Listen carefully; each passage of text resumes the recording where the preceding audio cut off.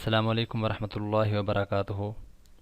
محترم سامعین، باوضو سونے پر فرشتے کی دعا۔ اعوذ باللہ من الشیطان الرجیم، بسم اللہ الرحمن الرحیم۔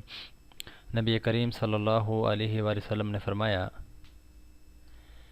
جو شخص وضو کر کے سویا تو اس کی بنیان میں ایک فرشتہ مقرر کر دیا جاتا ہے۔ جب بھی وہ انسان کروٹ لیتا ہے،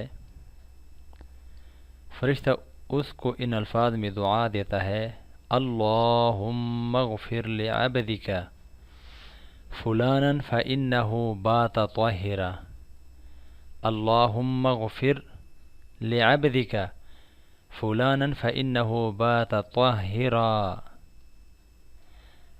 اے اللہ تعالیٰ، اپنے فلاں بندہ کو بخش دے کیونکہ اس نے وضو کی حالت میں رات گزاری۔